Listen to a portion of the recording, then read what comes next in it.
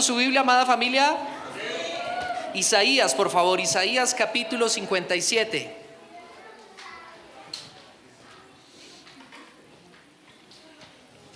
Isaías capítulo 57, versículo 15. Si me ayudan con la presentación original, gracias.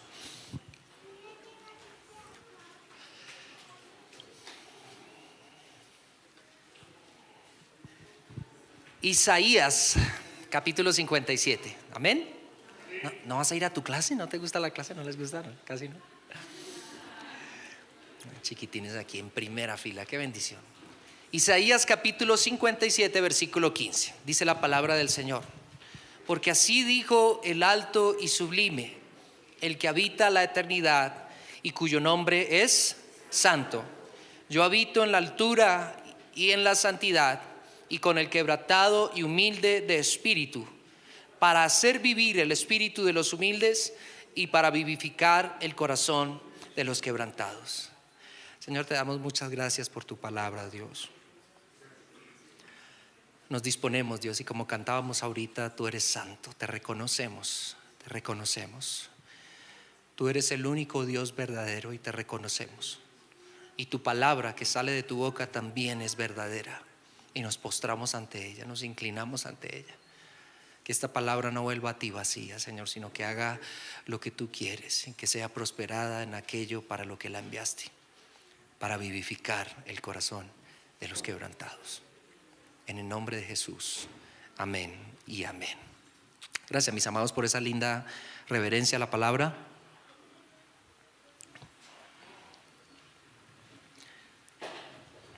Antes de entrar en el tema, una pequeña ilustración, mis amados hermanos. Porque el mundo de hoy nos vende esta idea de que, bueno, si tienes una cuenta bancaria rebosante, si tienes reconocimiento, si tienes un buen nombre, si tienes una agenda apretada, si eres o tienes esta impecable imagen frente a los demás, frente a las redes sociales, entonces felicidades, lo lograste. El mundo nos dice que si llegamos a la cima, que si llegamos a alcanzar esos logros que nos hemos propuesto, no deberíamos sentir ni tener ningún temor, ni sentir ningún vacío, ni sentirnos de alguna manera como mal, sino que si llegaste a alcanzar todas esas cosas, deberías sentirte pleno, deberías sentirte completo, deberías sentirte satisfecho, ¿no es cierto? Casi siempre nos levantamos con ese pensamiento en la mente: si lograra tal cosa, me sentiría mejor. Si lograra tener tal carro, me sentiría mejor. Si lograra llegar a este punto, me sentiría mejor. Desde el punto de vista ministerial también, si lograra tener, si lograra alcanzar, si me dejaran hacer tal cosa, me sentiría mejor, me sentiría pleno. Pero cuando la realidad, mis amados, de nuestras vidas choca contra esa idea, nos damos cuenta que no necesariamente es tan así. Y que a veces, mis amados hermanos, nos paramos en la cima fría de nuestros logros pensando que eso nos va a llenar de vida, y resulta que no es tan así. En nuestro corazón a veces hay heridas abiertas, hay pasado, hay un montón de decisiones, hay un ambiente en la familia que con todos esos logros en las manos, que con todo ese dinero en las manos, que con toda esa fama en las manos, no podemos como disfrutarla, porque se vuelve casi que algo, como que tengo esto, tengo lo otro, pero miro alrededor, miro mi casa, miro alrededor mi familia, miro las diferentes circunstancias, las diferentes dinámicas de mi casa, de mi ambiente social, de lo que estoy moviendo, y digo, yo pensé que cuando alcanzara esto ya todo se iba a mejorar. ¿Alguien se ha sentido así alguna vez? Una famosa cantante, mis amados hermanos, seguramente usted la ha escuchado, Gloria Gaynor. Ya es una cantante legendaria. ¿Alguien ha escuchado las canciones de Gloria Gaynor? Seguramente sí, de pronto no se acuerdan.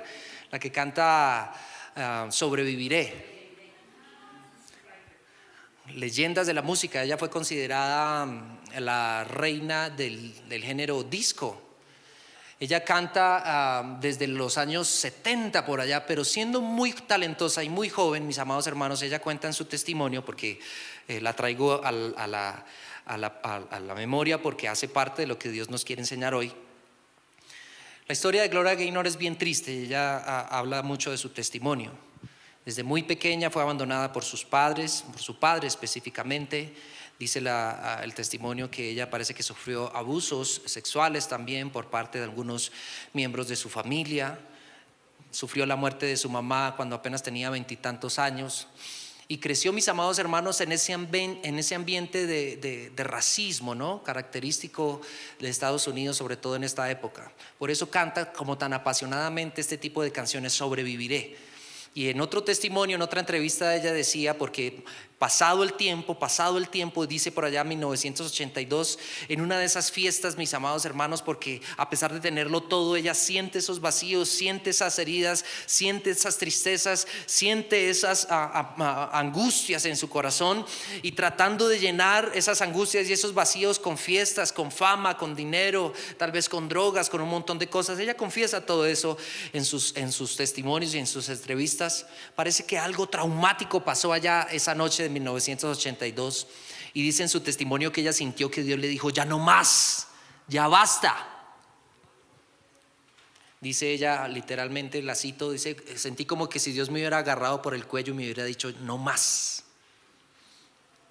A partir de esa noche de 1982 ella comienza a recordar algunas cosas que habían sido sembrados en su corazón.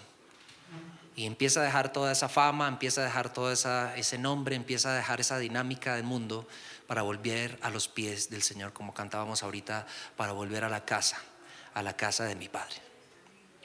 Ahora, ¿usted qué cree que Dios hizo con ella?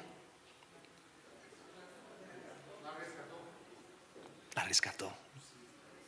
Porque como hemos venido aprendiendo durante todo este mes, Él resiste a los soberbios, pero da gracia a ¿quiénes? A los humildes.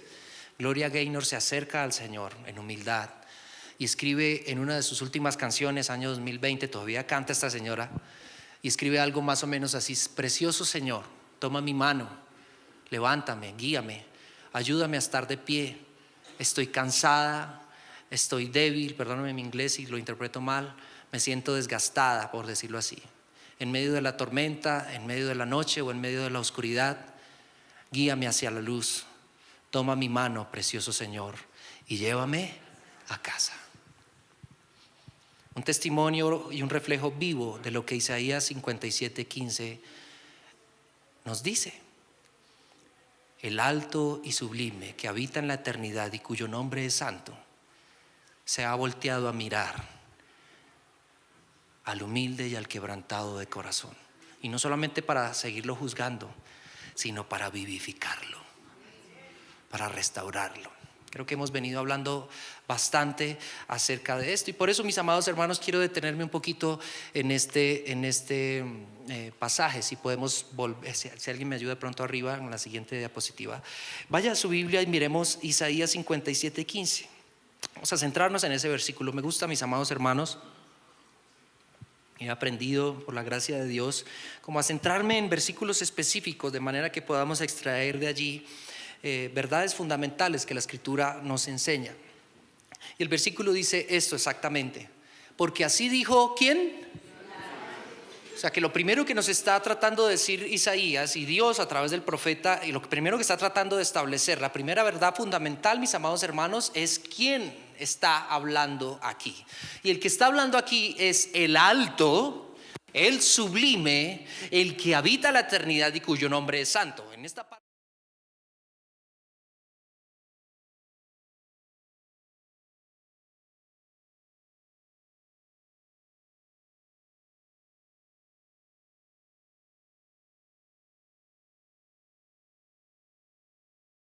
habita Él, ¿dónde escogió vivir?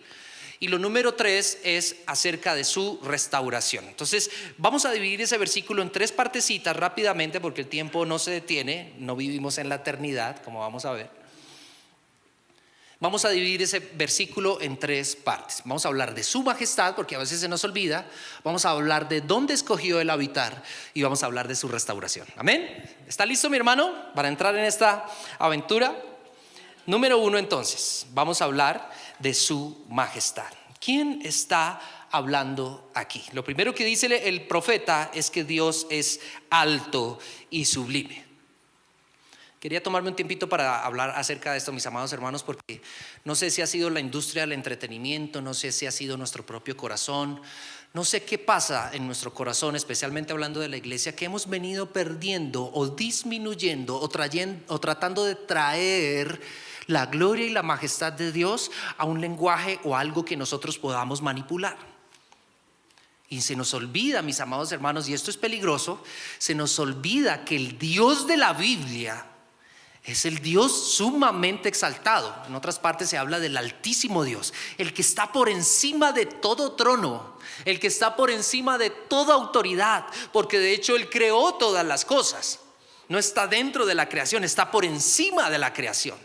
Mis palabras, mis amados hermanos, y mis conceptos humanos no alcanzan a abarcar la gloria del Dios de la Biblia. Nosotros hemos tratado como de disminuir al Dios de la Biblia en algo que podamos manipular. Y ese es el problema con las imágenes, porque entonces yo cojo un árbol, lo tallo, le pongo formita, le doy mi color y me hago un Dios para mí, a mi medida, a mi forma.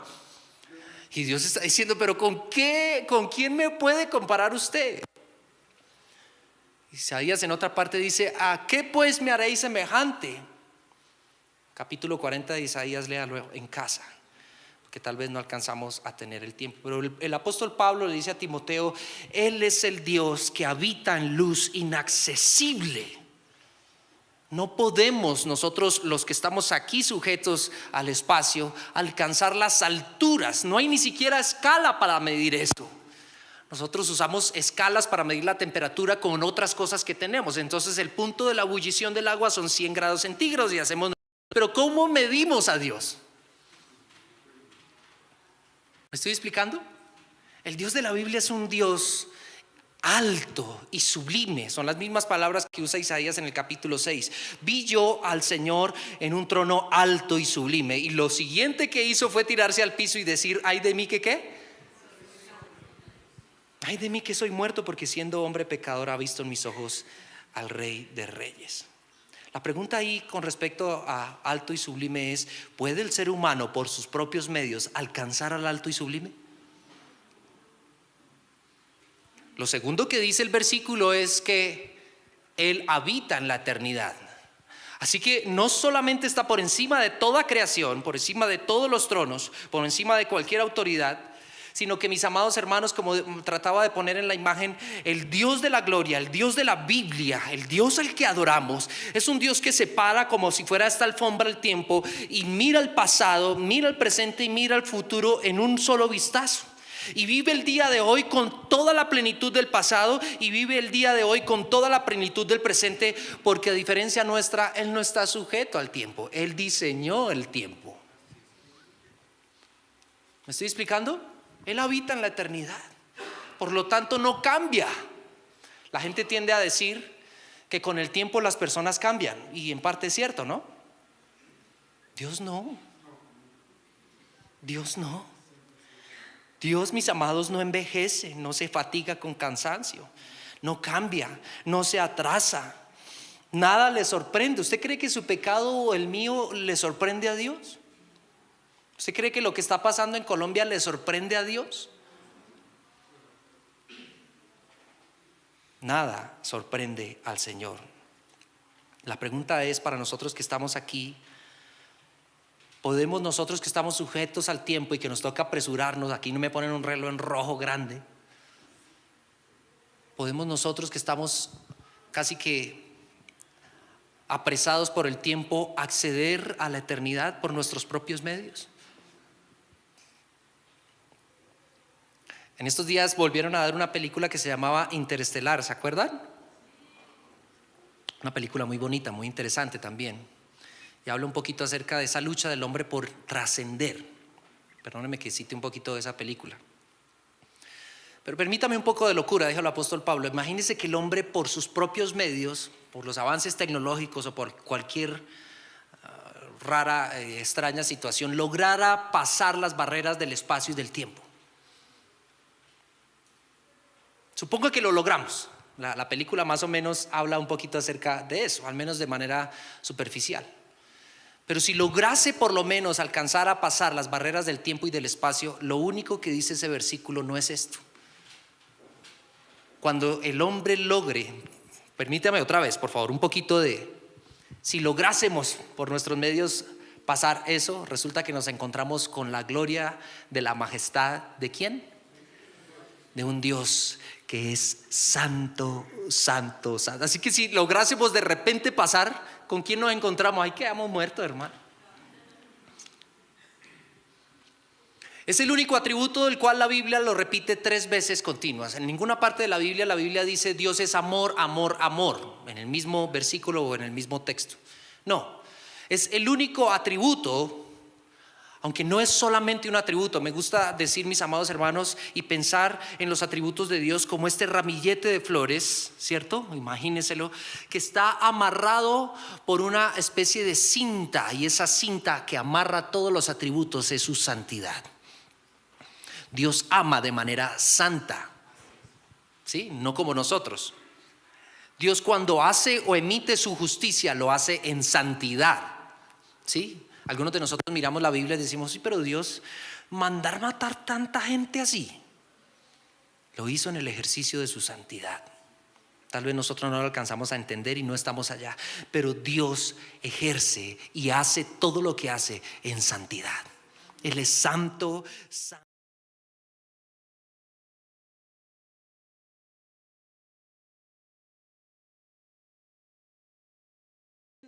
Santo, sí, no como nosotros aquí en el mundo que murió el hermano Rodulfo, no hay que beatificarlo en santo Rodulfo. No es así, no es ese lenguaje.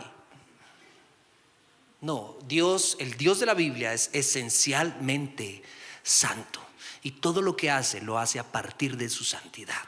Amén. Entonces cuando uno mira esto, mis amados, como le pasó al profeta Isaías, uno dice, ¿y ahí qué?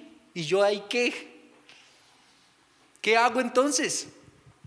¿Cómo puedo tener una relación con Dios? Si no fuimos creados para vivir sobre la cima de nuestros logros, sino creados para la alabanza de su gloria, para tener una relación con Dios, porque dice, no se alabe el sabio en su sabiduría, ni el rico en su riqueza, ni el fuerte en su fortaleza, sino que si alguien se quiere alabar de algo, alabes en qué? En conocerme y entenderme. O sea que el propósito de nuestra vida, mis amados hermanos, es vivir en una relación con Dios fuerte, viva, profunda. ¿Cómo hago eso? Si el Dios es tan alto, tan sublime, aparte del tiempo y supremamente santo, ¿podrá el Señor mirarme a mí? Que mis días pasan como la flor del campo, que soy pecador. Si el versículo terminara ahí, mis amados hermanos, como diría el apóstol Pablo, somos los más dignos ¿de qué? De conmiseración. Pero el versículo no acaba ahí. El Señor dijo, ahora entremos a hablar de lo segundo. Yo habito, entonces vamos a hablar de su habitación, el alto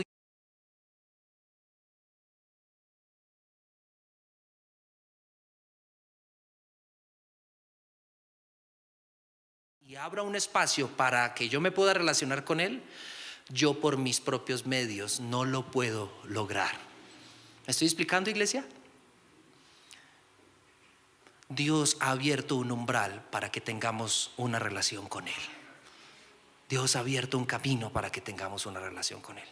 Así que como le pasó a Gloria Gaynor en medio de su oscuridad, en medio de su tristeza, en medio de su desgaste, en medio de su dolor, ella sabía que había una puerta, quebranta su corazón, levanta sus manos y le dice, guíame a casa, Señor.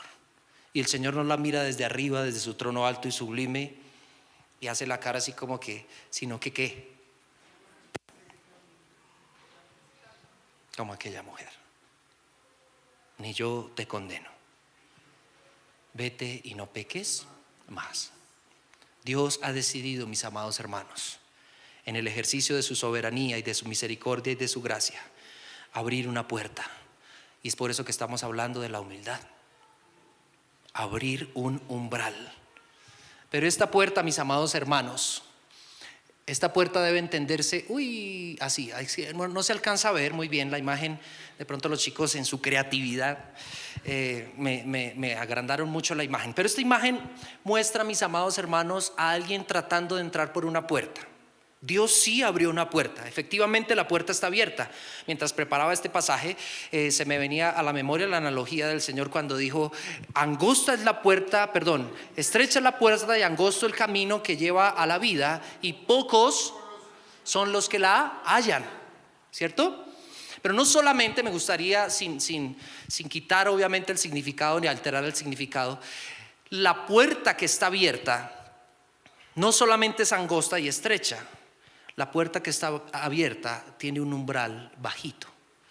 Lo que significa, mis amados hermanos, que usted no puede tener una relación con Dios y entrar por esa puerta con el pecho así. Nosotros, los que tenemos cierta altura, nos la pasamos pegando con todo en la cabeza. ¿Así le ha pasado? Uno va subiendo una escalera y se pega. Aquí nomás me he pegado como 1 o 17 veces. Uno no puede entrar a tener una relación con Dios con el pecho inflado. Estoy Dios. Entonces, ¿cómo era lo de la relación? Uno no puede entrar por ese umbral que es estrecho con un montón de cosas encima, con mis logros, con mis títulos, con las montañas de dinero, a tratar de tener una relación con Dios. Este umbral, mis amados hermanos, se pasa agachaditos, de rodillas. En el campamento nos gustaba hacer un ejercicio que se llamaba el ojo de la aguja, ¿te acuerdas, Juli? Y si usted no podía entrar ahí con maletas.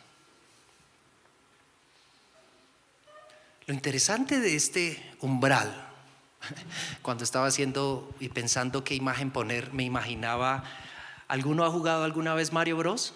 No, nadie. Son muy santos para jugar esa vaina.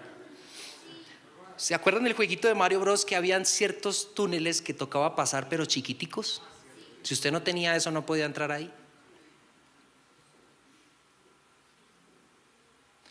Este umbral, mis amados hermanos, no solamente tiene una dirección de aquí hacia Dios, sino que este umbral también tiene una dirección del cielo a la tierra.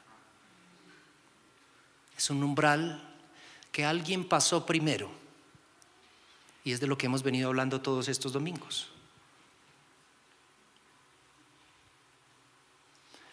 El Dios de la gloria, el alto y sublime, el que habita la eternidad y cuyo nombre es santo, se despojó de su gloria y se humilló para pasar por ese umbral, y se hizo en forma de siervo. El creador de todas las cosas se inclinó al piso de tal manera que las criaturas, valga la redundancia, que él creó, le pusieran la mano encima, y no para echarle aceite, sino para escupirlo, para golpearlo, para asesinarlo, y para decirle: este man no es el hijo de José.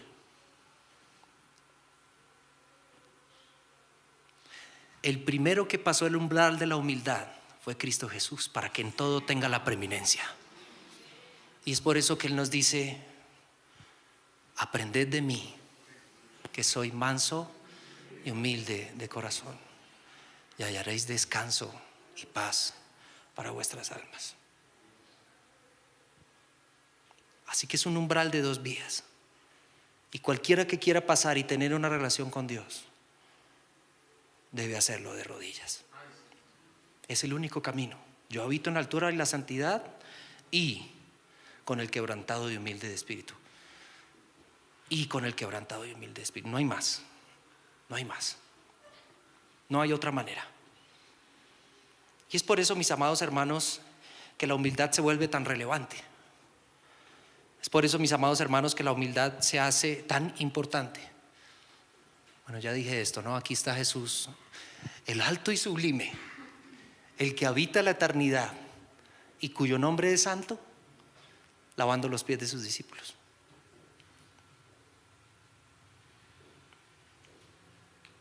Qué interesante, ¿no? En otra parte le dice al profeta Isaías: dígales que mi mano hizo todas estas cosas, pero miraré a aquel que es humilde y que ¿qué? Y que tiembla ante mi palabra. Nuestros pastores hablaron antes que yo acerca de todos estos pasajes. Estoy recopilando algunas ideas. Entonces nos damos cuenta, mis amados hermanos, de que hay dos momentos específicos en los que se requiere pasar o estar o permanecer en ese umbral. Porque la palabra habitar, yo habito, la palabra habitar es un verbo, mis hermanos, continuo. Es decir, para usted permanecer en un lugar hay ciertas condiciones que se tienen que dar. Hace poquito, por la misericordia de Dios, nos dio el privilegio de trastearnos, de mudarnos, buscando un poquito más de economía. Y uno, mis amados hermanos, dadas las circunstancias y dadas las situaciones, se muda o cambia de lugar de habitación dependiendo las circunstancias.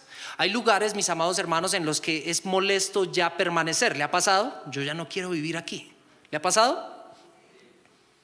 Entonces hemos entendido, mis amados hermanos, que la humildad, porque está relacionada directamente con la salvación, Dios resiste a los soberbios, pero da ¿qué? Gracia a quienes. Y si la salvación es por gracia, los únicos que reciben, por así decirlo, esa gracia para salvación son los humildes, ¿cierto?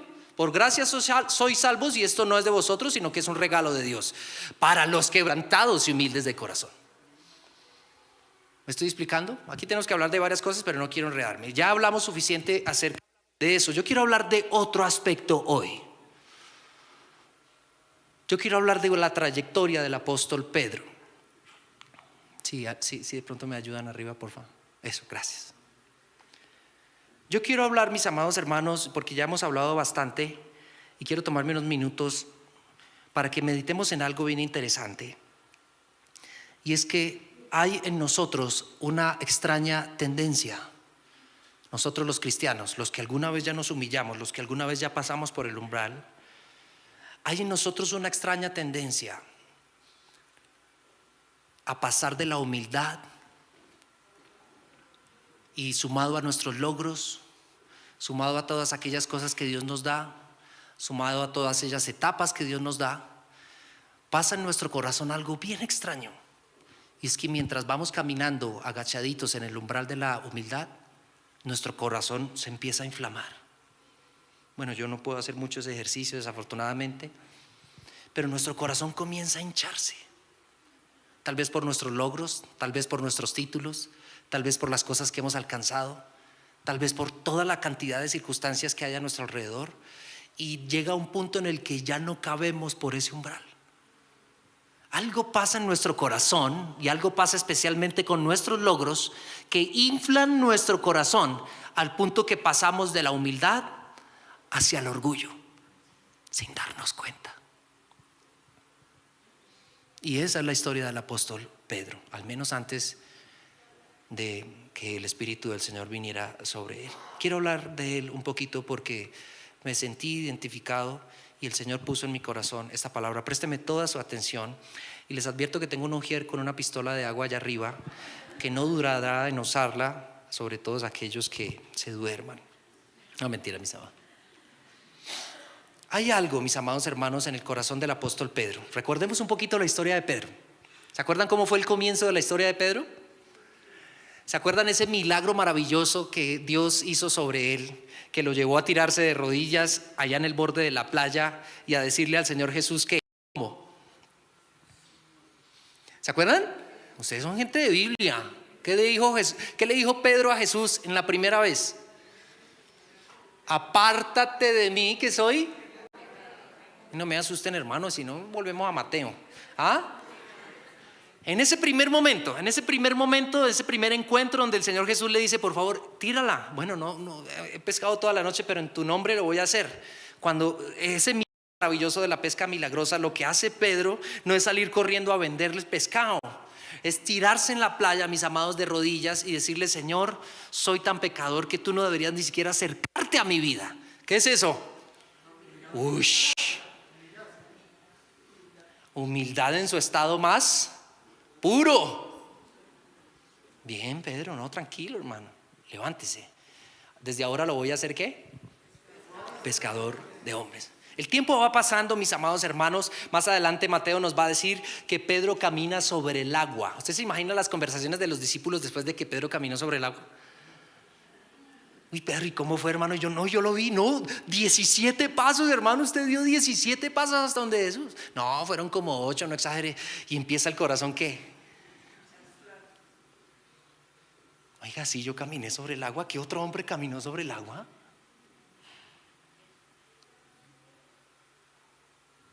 Y sigue. El Señor los manda a hacer milagros y cuando vuelven dice: Señor, los demonios se me sujetaban. Y sigue caminando. Más adelante, una de las frases más maravillosas del Evangelio, en los Evangelios: ¿a quién iremos, Señor, si solamente tú tienes que? Uy. Y después otra: tú eres el Cristo, el Hijo del Dios. Uy. ¿Qué hizo Jesús ahí? Oh, hermano, eso no te lo reveló ni carne ni sangre. Pedrito, venga, bien, no bien, hermano. No, sobre esta roca voy a edificar la iglesia. Bien. Imagínense las dinámicas y las conversaciones allá de los discípulos. Uy, Pedrito, no. Y ahí va Pedro, en el umbral de la humildad. Y cuando menos se da cuenta, mis amados hermanos, comienza a inflarse ese corazón. Y de repente Jesús trae una revelación profunda al corazón de los discípulos y les dice: es necesario que el Hijo del Hombre entregue su vida y sea levantado y sea muerto por los principales. No, Señor, así tampoco. Así tampoco, Dios. No, déjenme darle un consejo. Porque eso fue lo que hizo Pedro. Recíbame un consejo, Señor. Así tampoco. ¿Qué fue lo que le dijo Jesús? Porque Jesús no le dijo: oiga, sí, hermano, no, gracias, no, lo recibo. ¿Qué le dijo Jesús?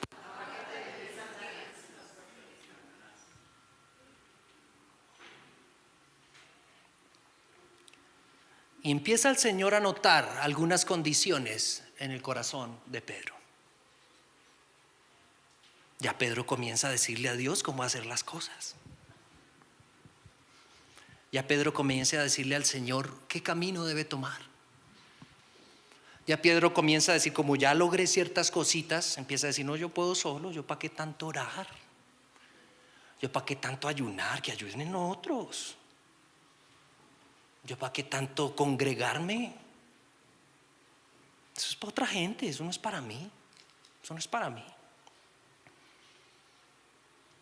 Sigue pasando el tiempo, mis amados hermanos, y llega uno de los momentos más maravillosos en la historia de los evangelios, y es cuando el Señor los convoca a la última cena. ¿Recuerdan? ¿Recuerdan eso? El Señor se acerca con su lebrillo y su toalla a donde Pedro y empieza a lavar los pies de todos los discípulos. Todos se miran entre sí y llega a donde Pedro, y Pedro, ¿qué le dice? No, pero en serio, ¿qué le dijo Pedro a Jesús? ¿Y qué agrega? Jamás. Y uno lo lee así: no, Señor, no, fresco, tranquilo. No, en lo que él le está diciendo: no, usted no me va a lavar los pies jamás. ¿Cómo le ocurre? Usted es muy santo para eso. Fíjese cómo se disfraza, ¿no? Y lo impresionante de esto, mis amados hermanos, es que Jesús le dice: Pedrito, si no dejas que te lave los pies, ¿qué?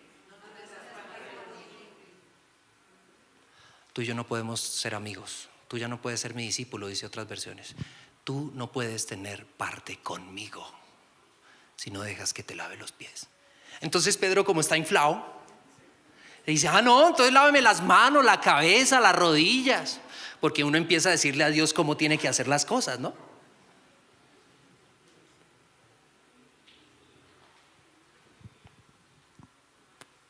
Entonces el Señor Jesús le dice: no, tranquilo, ya vosotros estáis limpio. Limpio y limpiado son dos términos diferentes en ese contexto.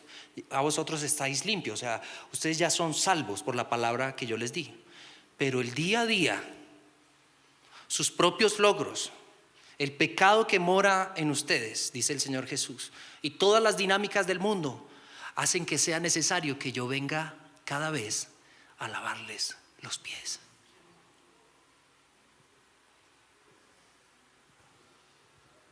La cosa sigue, la conversación se extiende. El Señor comienza a hablar con ellos y sigue revelando cosas y diciendo: alguno de ustedes me va a entregar y ustedes me van a dejar solo. ¿Y qué le dijo el apóstol Pedro? De pronto los manes sí, pero yo, contigo hasta la muerte, mi Señor.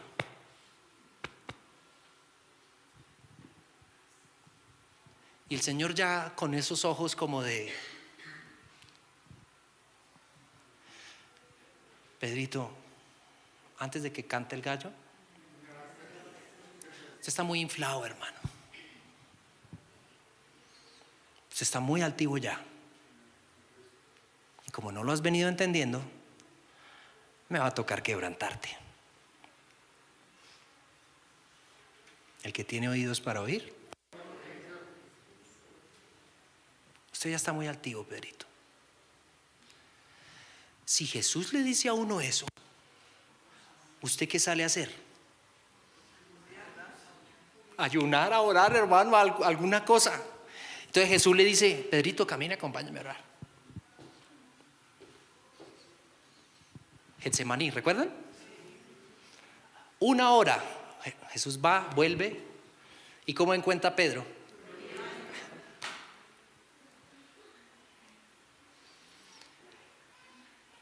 Cuando el Señor Jesús comienza a reclamarle, ¿qué le reclama? ¿Pereza o orgullo? Hay como una comunión ahí, ¿no? Pero inspirada principalmente porque él dice: yo ya no necesito orar. Y eso que Jesús le acaba de decir algo. Yo ya necesito orar. Discipulado, ¿yo para qué? Yo caminé sobre las aguas. Usted no sabe quién soy yo.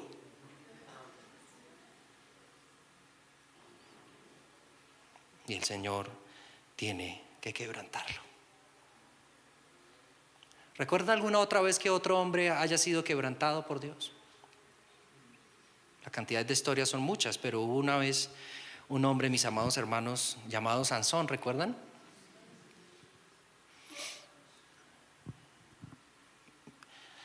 Jueces capítulo 16, versículo 20.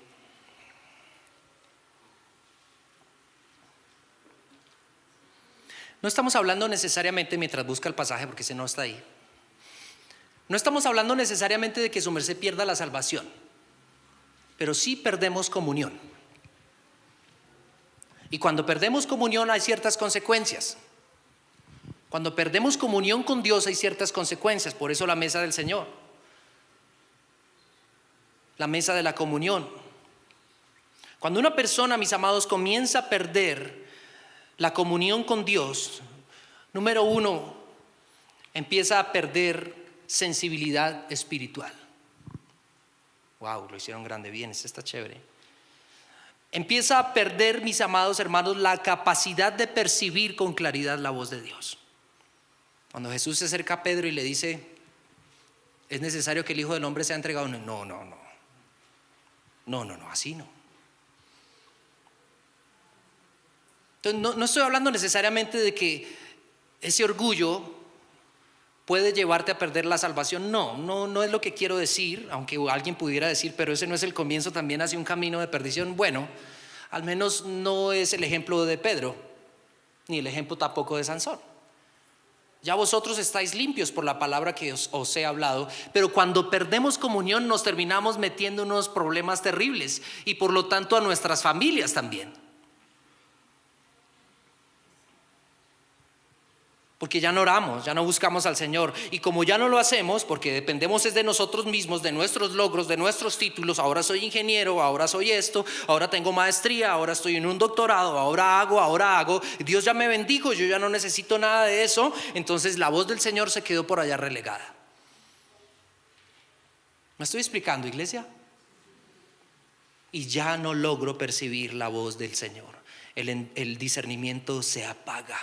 Y lo que antes me conmovía, como venir a la iglesia, como participar de la mesa del Señor, como la escritura, ya me parece fastidioso, como dijo el profeta Malaquías, capítulo 1, versículo 13.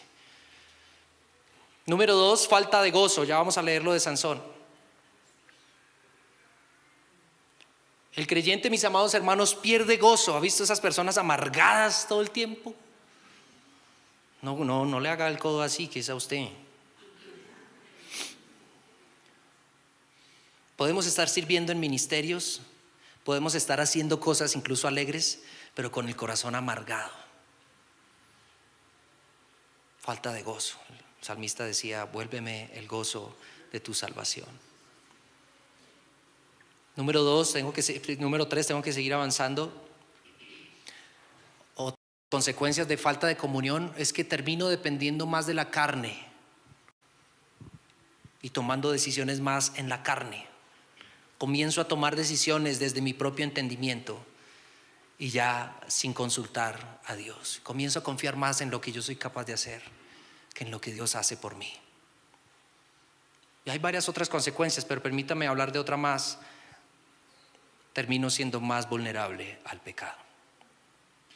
El cristiano que pierde comunión con Dios termina siendo más vulnerable a los vicios, al pecado, a los malos pensamientos y a todo lo que eso tiene que ver. Como Sansón. Ahora sí leámoslo. Jueces 16:20. ¿Se acuerdan de ese pasaje? ¿Alguien lo puede leer, por favor?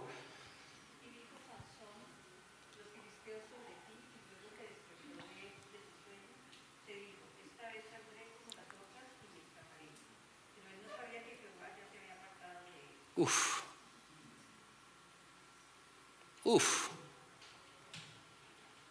Voy a hacer lo mismo que siempre hago. Pero no sabía Sansón que Jehová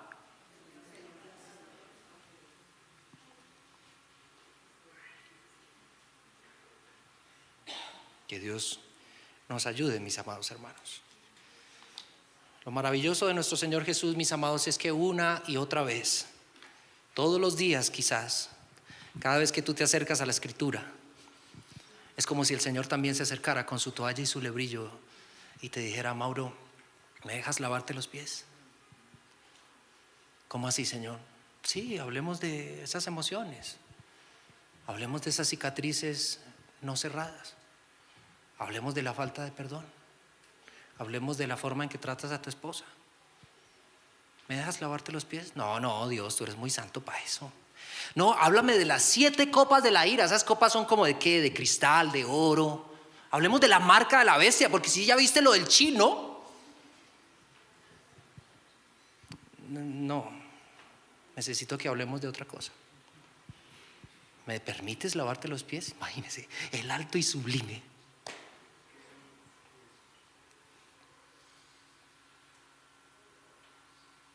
Si no me dejas lavarte los pies, Mauricio, no tienes parte conmigo. ¿Me estoy explicando, iglesia?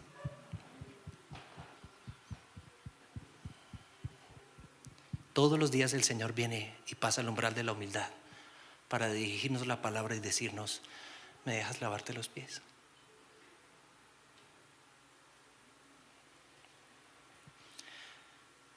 Lo interesante de este versículo, mis amados hermanos, es que no termina ahí. Lo interesante de este versículo es que el Señor, cuando viene a habitar, no viene a habitar como un huésped más, ¿cierto? Como cuando vamos a habitar o estamos unos días donde la familia y nos dice: mira, te preparamos este cuarto para que tú estés ahí, ¿cierto? ¿Alguien ha tenido esas experiencias? Y estamos ahí, estamos en el cuarto y estamos bien, estamos contentos, pero nosotros no dictamos cómo va a ser esa casa. Nosotros no le decimos al Señor o a esa persona o a ese familiar: oiga, y si pintamos esta pared de blanco, hermano, es que ese azulito oscuro está como... o de verde. Jesús no viene a ser huésped a nuestra casa. Él viene a hacer eso. Él sí viene a hacer eso. Oye, quiero pintar esta pared de blanco. Y uno que tiene que decirle: quiero tumbar esta pared de aquí. Hágale, Señor, el alto y sublime. Él no es huésped. Cuando Él viene a habitar a tu vida, Él viene a transformar todo. Viene a cambiar todo. Lo que usted haya construido, bien. Lo que le sirva al Señor, bien. Lo que no,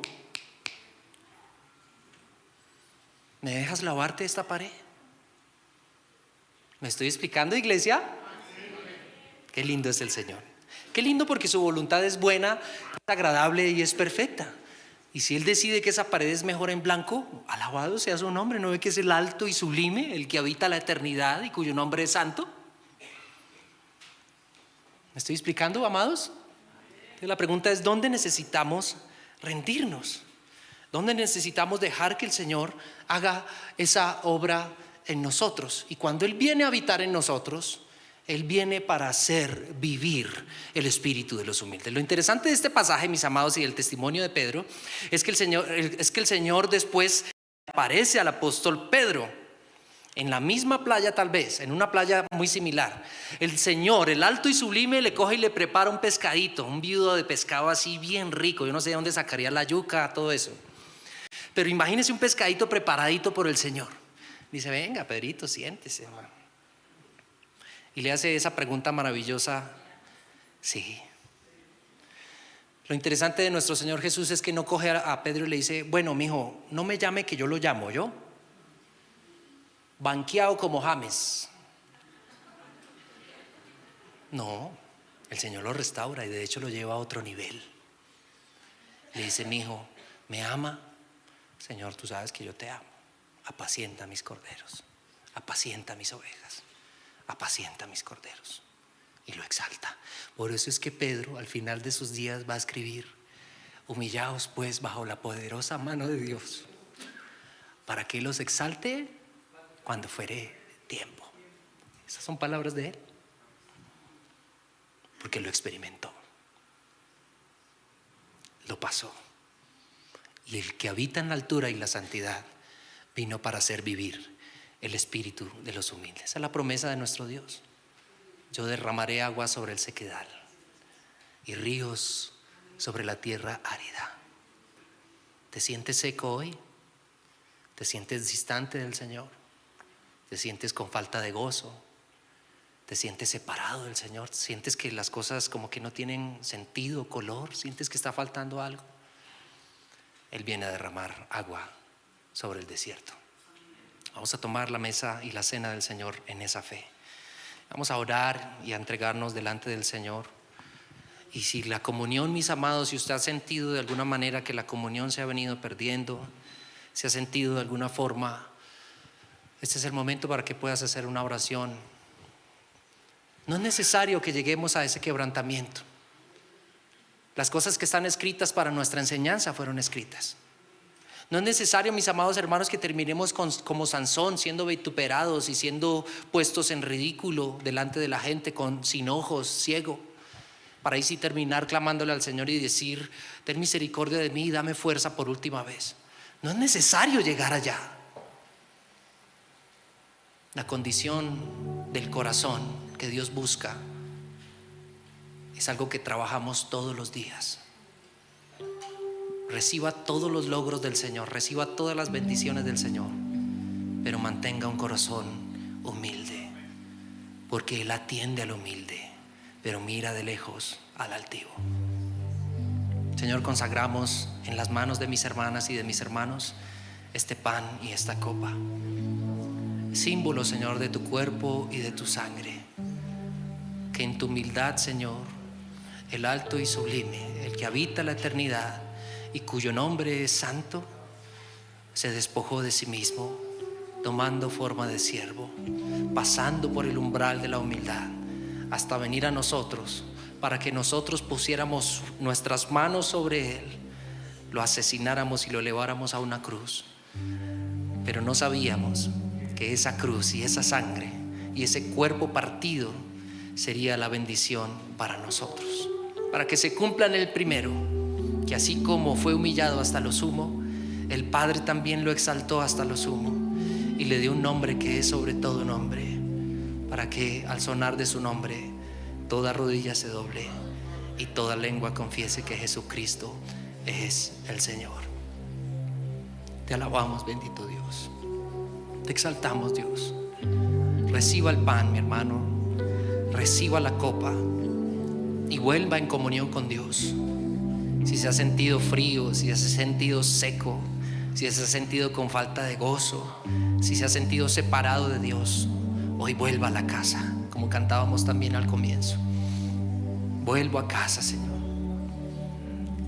Y ore al Señor. Tómese un minutico mientras suena la música y ore al Señor. Le vuelvo a ti, mi Rey, mi Señor, mi Padre. Perdóname, Señor, si he venido con el pecho inflado delante de ti. Hoy me inclino ante ti, Señor. el que perdona todos mis pecados, el que saca del hoyo mi vida, el que me corona de favores y misericordias, el que me renueva como las águilas. El apóstol Pablo le dijo escribió a los Corintios diciendo: porque yo recibí del Señor lo mismo que también les he enseñado, que el Señor Jesús, la noche que fue entregado, tomó el pan y dándole gracias al Señor lo partió y lo dio a sus discípulos y les dijo: este es mi cuerpo, que por vosotros es partido. El alto y sublime se humilla para que sea partido por nuestros pecados. Coma del pan, mi hermano, y mientras lo lleva a su boca y lo mastica y lo muele en su boca, recuerde que así fue molido por nuestros pecados. El castigo de nuestra paz fue sobre él, y por sus llagas fuimos nosotros curados.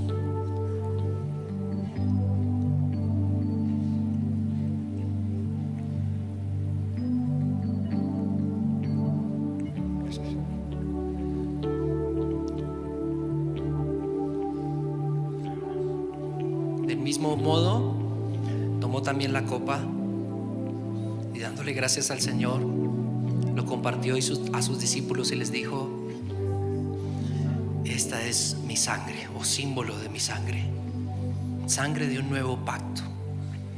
Hago nuevo pacto con ustedes. Hago nuevo pacto con ustedes. Una nueva comunión, una nueva forma de relacionarme con ustedes, una única forma de relacionarme con ustedes, por medio de la humildad, porque yo habito en la altura y en la santidad, pero con el quebrantado y humilde de espíritu, para hacer vivir el espíritu de los humildes y para vivificar el corazón de los quebrantados. Tome de la copa y sea agradecido.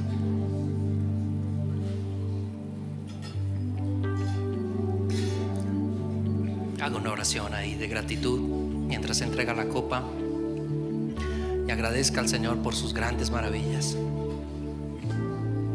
por sus grandes maravillas, por todo lo que Él hizo por nosotros. Bendiga el nombre del Señor. Porque digno eres tú, dígale. Porque digno eres tú.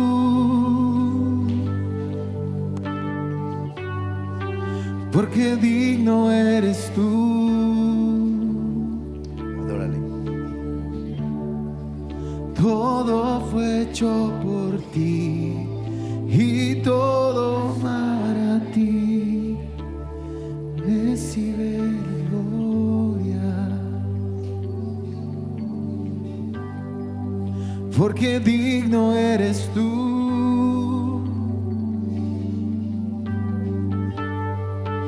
Porque digno eres tú. Todo fue hecho por ti y todo es para ti. Tú mereces gloria. Sí, Señor. Sí, Padre. Padre, gracias, Señor, esta mañana por tu presencia, Señor. Tu presencia, que es lo más importante, Señor. Tu presencia que cambia, que renueva, que transforma nuestras vidas, nuestra mente, nuestro corazón, Señor. Padre, gracias, Señor, por tu presencia, Señor. Gracias por hablarnos, por exhortarnos, Padre. Gracias, Señor, porque en medio de tu pueblo, Señor, está tu voz. Padre, gracias, Señor, porque aquí estamos, parte de tu iglesia, de tus hijos, de tus hijas, Señor, que venimos delante de tu presencia, Señor, en una forma sencilla y humilde, diciéndole: Señor, háblanos, guíanos, Señor. Gracias, Señor, gracias por este tiempo. En el nombre de Jesús bendecimos esta tu casa, bendecimos a nuestros hermanos, Padre eterno, Señor, que nos han acompañado, Padre hermoso, Señor, allí en YouTube, en Facebook. Gracias. En el nombre de Jesús bendecimos esta hora, Señor. Ministra nuestras vidas y nuestra mente y nuestro corazón. Que tu palabra quede grabada en nuestra mente y en nuestro corazón, Señor. Que no seamos tan solo oidores, sino ser hacedores de tu palabra. en el nombre de Jesús.